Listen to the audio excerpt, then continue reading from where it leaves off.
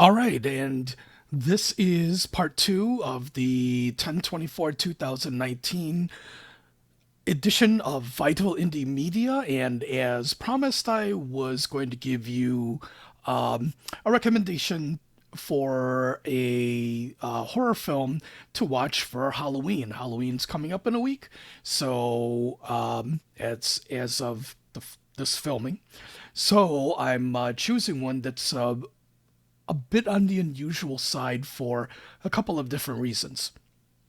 It's a old Spanish horror film called The Bell from Hell, and I'll show it to you right here on a double bill from released by oldies.com along with Werewolf Woman, and I am certain we're going to be talking about Werewolf Woman in another podcast. But so I am certain of it. So uh, stay tuned for that at a future time. But this one is the second feature on here, The Bell from Hell, and it's a Spanish horror film from 1973. Yes, 1973. At least that's what the release date is.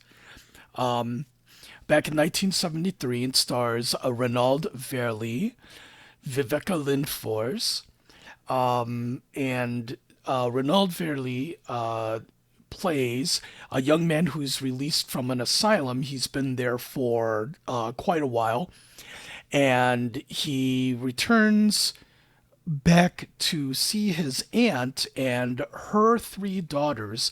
Apparently,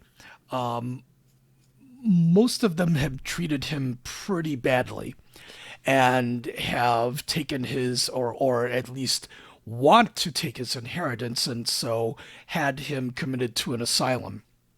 He's coming back and he wants some revenge, and plots revenge in some kind of twisted ways. This is a bit of a twisted horror film without getting into too much bloodiness, except for some scenes at a slaughterhouse, which is always unpleasant. I know to a number of people, it gets a little squeamish to me as well. I always think that slaughterhouse scenes in a film and the abuse of animals are completely unnecessary. I think that it's done for just uh, complete shock value and really nothing else. It's not really there's not anything threatening or creepy or horrifying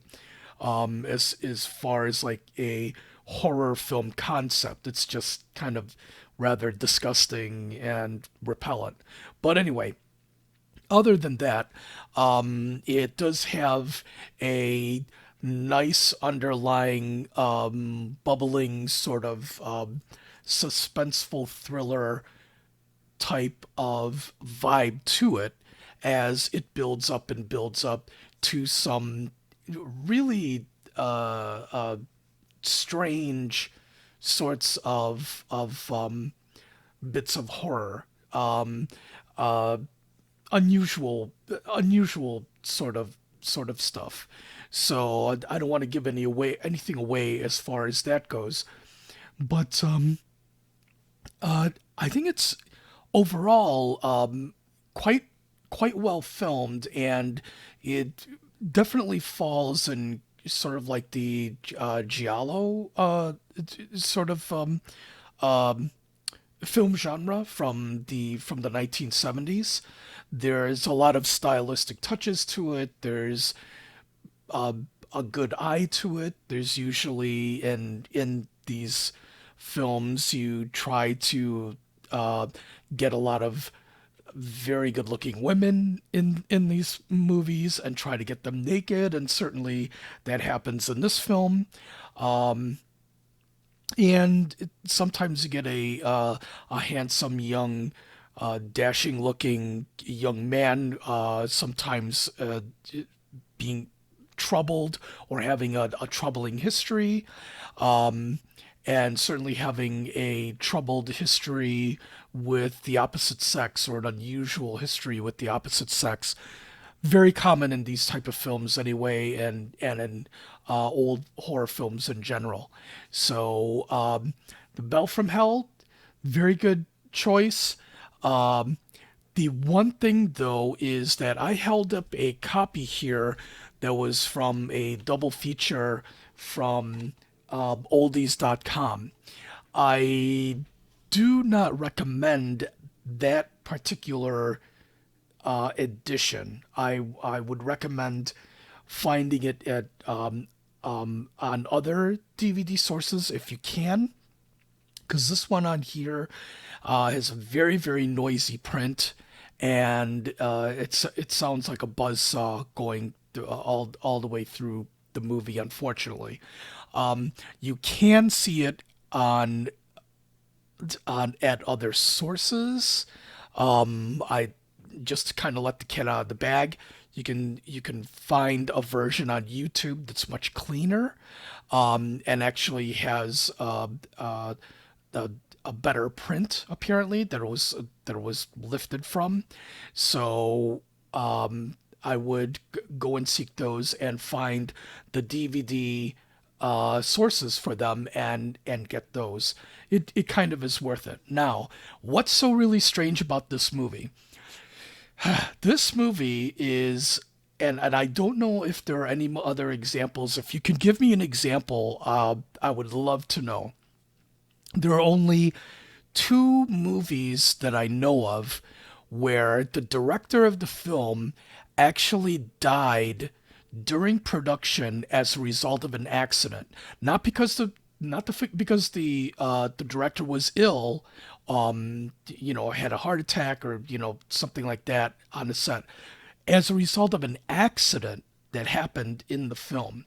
The only other one that I could think of, or in doing some quick research for it, the past couple of days, was Gone in 60 Seconds 2, not the recent remake that was made within the last 20 years, but going back to the 1980s, where Toby Halicki, I believe is his name. I'll have to check and see here, but I believe it is Tony Halicki. Has And I believe that's his name. Had tried to film Gone in 60 Seconds 2, had an accident, and was killed during the filming. In this particular case, and in this particular film, the director, Claudio Guerin, who is credited as Claudio Guerin Hill, died on the final day of shooting, falling off a bell tower. The bell tower and a bell, of course, are prominent in the film, and have an importance in the film. Last day of shooting. I mean, imagine this: last day of shooting, and your director falls to his death. Um, Jeez. The only thing I can think of is I'm imagining that the director is calling out as he's falling, "That's a wrap!" Anyway, morbid humor, I know. But anyway, the movie was completed by Juan Antonio Bardem, who was a master Spanish film director, directing great films such as Death of a Cyclist, and is known as one of Spain's great filmmakers. But he finished it uncredited and anonymously. So, uh, The Bell from Hell, you definitely want to see it, if at least for that, at least for watching a horror film in which the filmmaker actually died as a result of an accident on the film, and a completed film, by the way, because Gone in 60 Seconds 2 um, actually was not completed. So that's my recommendation for Halloween. Have a great Halloween, and we will see you very soon.